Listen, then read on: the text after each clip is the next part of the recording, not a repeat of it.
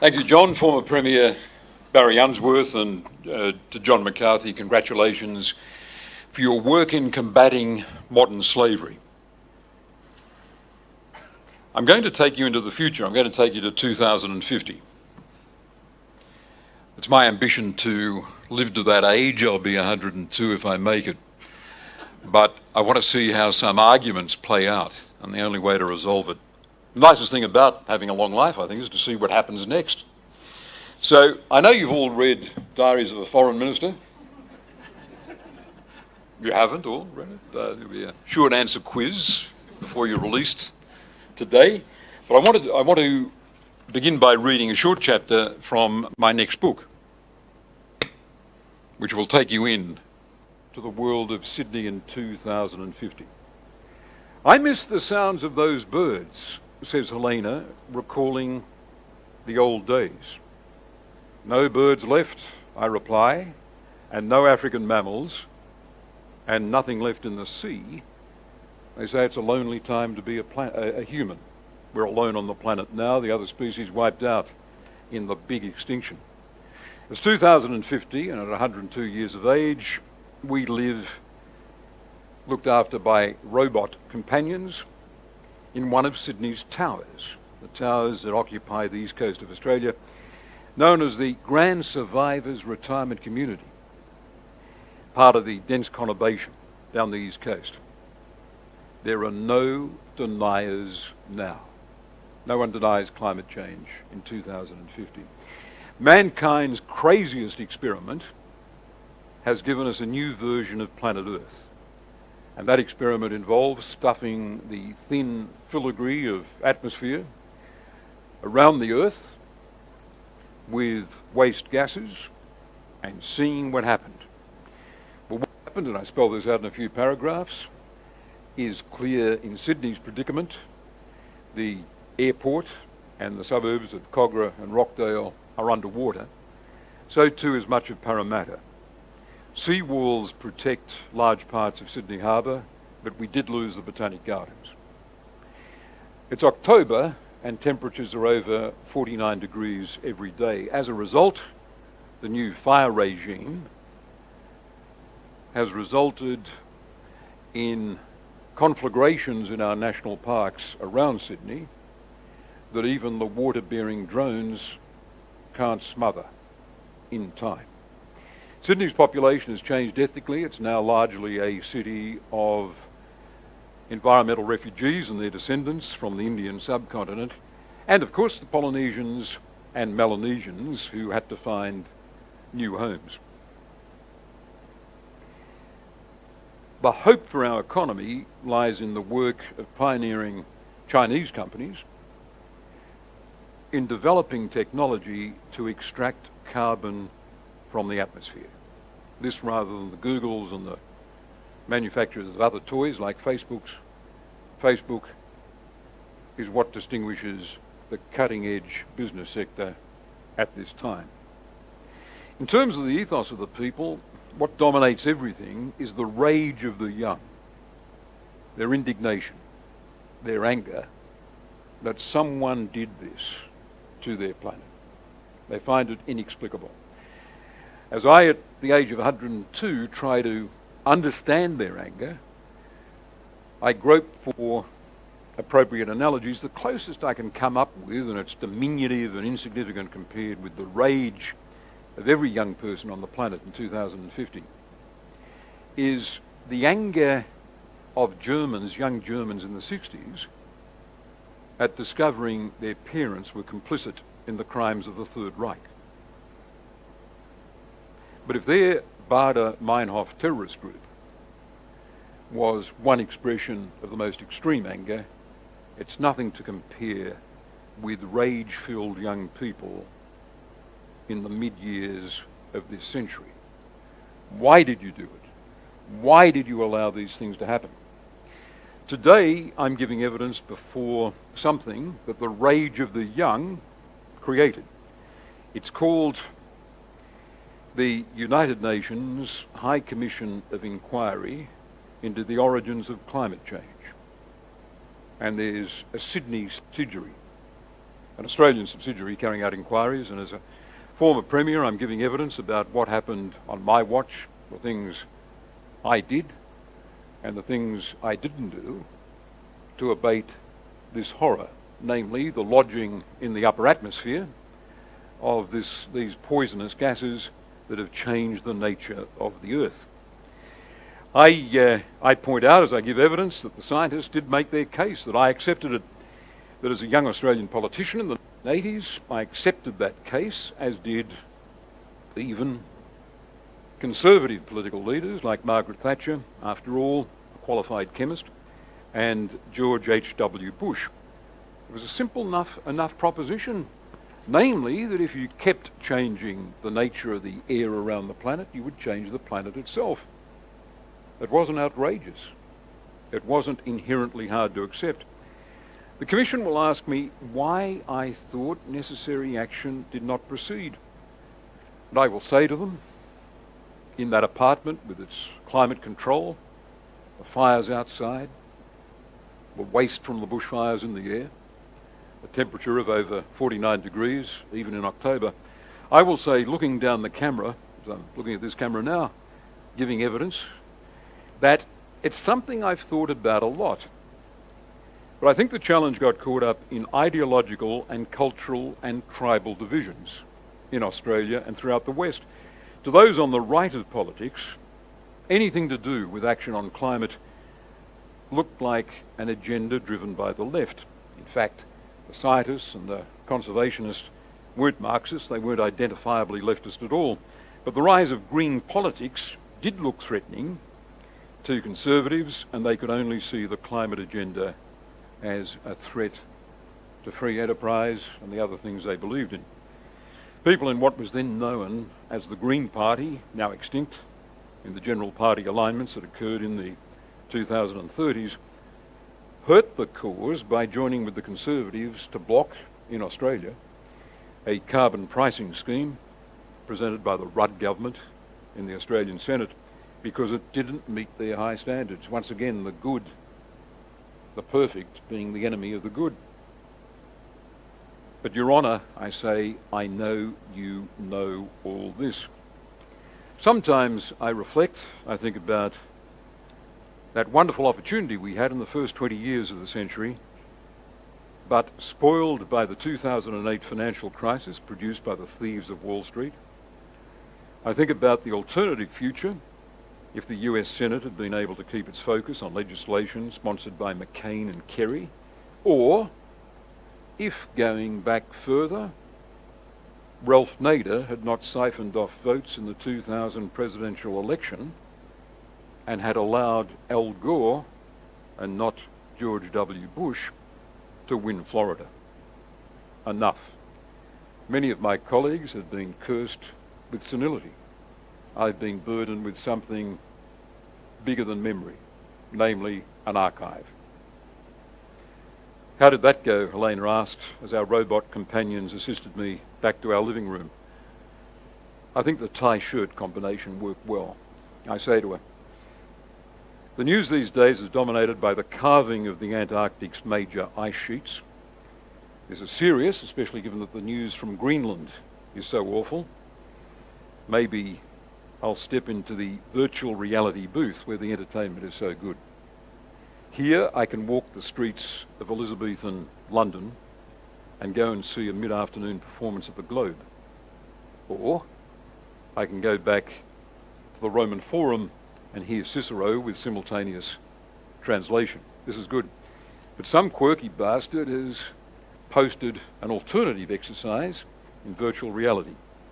It enables us to enter the boardroom of ExxonMobil when they're discussing climate change, and the devices they'll use to intimidate politicians to defer the necessary and needed action. Or, this is even cheekier, we can go back to a meeting of Ralph Nader's campaign committee in which the old derelict decides to stick at his presidential candidacy, even at the risk of putting denier George W. Bush in the White House.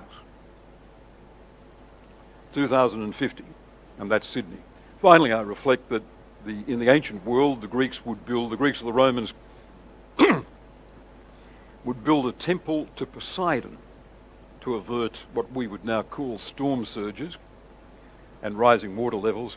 And I reflected as Premier that along with curbing the clearing of native vegetation and introducing the world's first carbon trading scheme and new standards of energy and water for all houses built in New South Wales, I should have, on North Head, copied their model.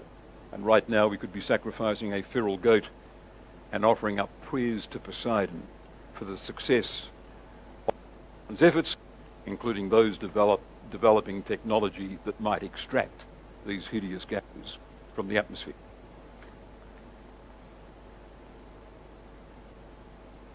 The word dystopian, the exact opposite of utopian, sums up the device I'm toying with here. Everyone talks about Trump, and some talk suggests that this is sui generis. In fact, this sort of discussion of Trump is getting a little tedious to me. Please insist that Trump is there because of changes in the nature of America. Joseph Nye, an American academic who's spoken about whether this century belongs to America or not, pre-Trump, was quoted saying on radio the other day that, well, America's had demagogues in the past, Joe McCarthy, Huey Long, but they passed. And what he overlooked really condemns his argument outright. Huey Long didn't become president, nor did Joe McCarthy. Trump became president. He got a majority of the US electoral vote. He can't be dismissed.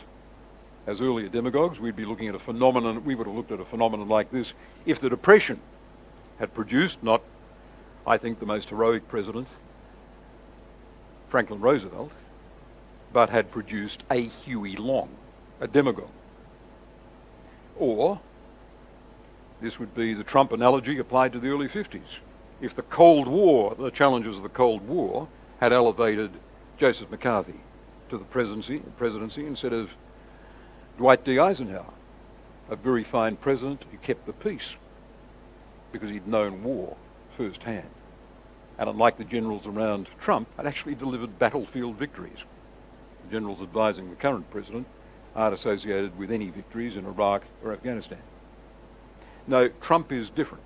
Trump is an American demagogue, and there is a species in America of demagoguery, but he's the one who took 1600 Pennsylvania Avenue. And we can reflect why. Why did a demagogue, the first in American history, take the presidency? What has happened in America to make this possible? What shift in power? What pathologies have joined to give him a majority of the electoral vote?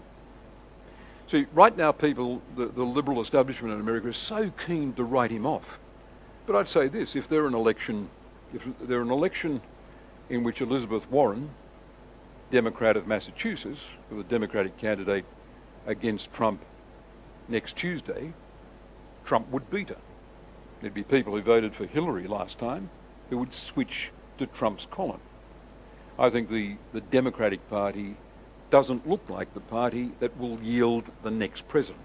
Who would it be? Who have they got? Maybe a Bernie Sanders is the most viable candidate. But right now, Elizabeth Warren is suggested as if a liberal and a strong feminist, her critics will say a strident feminist, from Massachusetts is going to prize white working class supporters from the Trump base. CNN's been doing interviews with little focus groups of Trump supporters, and it's been fascinating to watch. They are emphatically in his camp. The last one I saw were a group of voters, men and women, one African American in the group. They were rusted on. There's nothing Trump's done that makes them disillusioned. They like his program.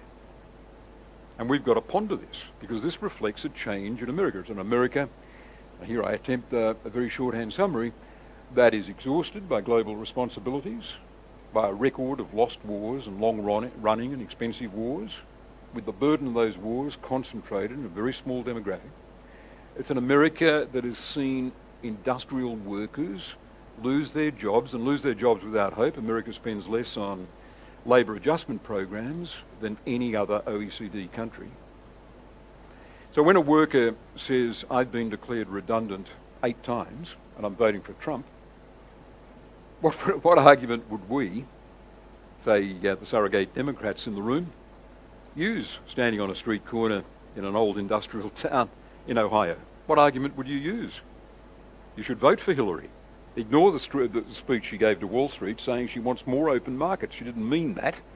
She's now speaking sincerely when she says she's opposed to the TPP. You want more free trade? How would you sell that to a worker who's been declared redundant 8 times and whose unemployment insurance, I'm assuming, runs out, and who can't get into retraining because America spends less on looking after its working class than any other OECD country when it comes to restructuring labour market programs? So Trump is there because deep-seated pathologies and adjustments in American life. But the second proposition I share with you is that his presidency is changing America, and we are blind if we deny the evidence. Now, I've got difficulties with the Republican Party. I once had to welcome as Premier a delegation of Republican Party senior business supporters in Government House. Mel Sembler, a former ambassador, the first Bush's ambassador, sent them over, and I was good friends with his, and I said, I'll look after them, take them to Sunday night dinner in Government House. And I said to Graham Freudenberg, the legendary Labor speechwriter, I said, Graham, you're going to have to give me a speech for this. He said, nothing in my career as speechwriter for Labor leaders, going back to Arthur Corwell, prepares me for writing a speech extolling the Republican Party, especially in the era of George W. Bush. Well, we might have been in the Clinton phase. But he gave me a wonderful speech talking about its history as a party born from the struggle against slavery. It was very eloquent. But I would find it difficult to treat seriously a party that's as compromised as the Republicans now are. The glue that holds it together, all political parties are coalitions to a large extent. What is the glue that holds the Republican together?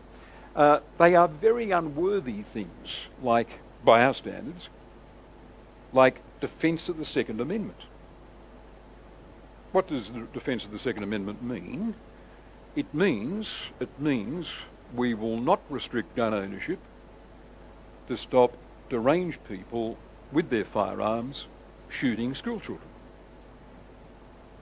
It is a considered opinion by these legislators for one part of the American political system that it is better to live with mass shooting atrocities, including those directed at toddlers, than to take on the National Rifle Association. Is that a pathology or not? Does it say something about the modern Republican Party or not? There have been vague hints after every mass shooting atrocity that something might be done, and we ought to just laugh at them now because nothing will be done. But resistance to restrictions on gun ownership is one of the glues that holds the Republican Party together. So too is a resentment of African Americans.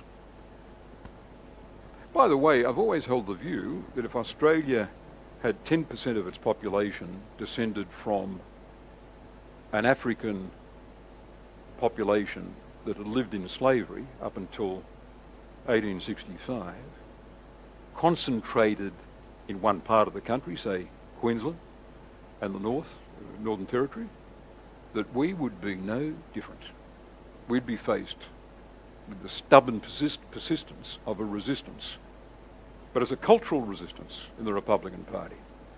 So the Republican Party devotes an awful lot of time to restricting the possibility that more and not fewer African Americans might cast a vote. a US governor, a Republican, will devote himself or herself to tweaking the regulations to make it harder for someone with an African American ancestry, or less likely for someone with an African American ancestry to get out and vote. But they're two things, two characteristics of the modern Republican Party.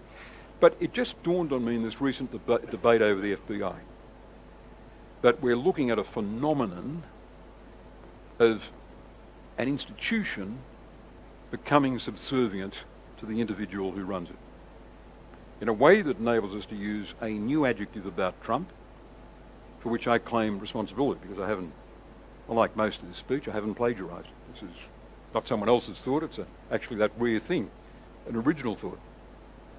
Just think of this. I'll get to the thought in a second. These Republicans, seeing their boss attack the FBI, have decided to go along with him, or a large slice of the party has. Don't forget that Republican from South Carolina leaning over as Trump exited the Senate chamber after giving the State of the Union address and saying, "You release that memo." He knew that this was a deliberate and considered and calculated attack on the FBI. In the past, Republicans would have thought the FBI are an important law enforcement agency. In Nixonian America, you would have attacked the FBI at your peril if you were a Republican. But here you've got a slice of the Republican Party following Trump's obsession with derailing the inquiry into his Russian links, even at the risk of demonising this major law enforcement and security agency. The word for this, the original observation I'll share with you, is Bonapartist. When a political party becomes subservient to one man, when the political party really defines itself as being there at the service of the leader, instead of the other way around, you can call this authoritarian, you can call it populist. A lot of adjectives have been applied to Trump, but I think Bonapartist is entirely appropriate. But it returns us to a bigger theme, namely the shift in America, the changes in America that Trump, the very existence of Trump, his occupation of the White House, is going to deliver. I think it's a liberal fantasy to think that an impeachment leading to a conviction, 2/3 vote of the Senate, that's why it's never happened in history. Two presidents have been impeached, but there hasn't been a conviction following an impeachment, although it got within one vote with President Andrew Johnson. I think that's a democratic fantasy, and removing Trump through the 25th Amendment is even more of a fantasy. We should assume that he will see out this term, and as I said earlier, has a fighting chance, especially if the American economy continues to perform strongly, of adding another term. So here's a question for Australia and other American allies. To what extent do we define our international character through our alliance with America? I support the US alliance. If we didn't have it, any government in Australia would be exploring it or campaigning actively to get it.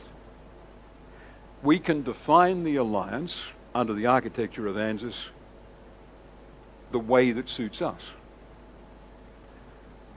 Paul Keating's made the point that in recent years, since John Howard's prime ministership, we've allowed it to be militarised. When we think of the US alliance, we don't think of broader associations and coordination and policy matching and consultation, networks of consultation and coordination of policy. We think of military cooperation. We think of the next conflict America's going to be in, and how quickly we will make a decision to join them. That's what it's been reduced to. And Keating challenges us to think about the alliance in more generous and more idealistic terms.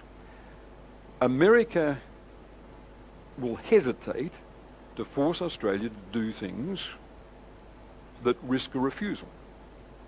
I find this very interesting. Late last year, America made a decision to increase its troop commitment to Afghanistan. This is the longest war in American history, And frankly, there is a debate to be had about the value of America retaining such a strong military presence there, and I'd listen to that debate. There are brave Afghans, women in particular, whose rights would be destroyed and who would face torture, imprisonment, worse, under Taliban rule. The Taliban previously governed Afghanistan. We know what they do. But I am reminded of one senior Australian public servant who said to me when I was minister, he said, if I'd been given bagfuls of money, he meant a few million in money, in Australian money, and been sent up to Afghanistan to achieve outcomes in Oregon province, he said, I could have achieved without a single Australian soldier what we've achieved. He meant by bribing tribal chiefs. I included that story in the diary.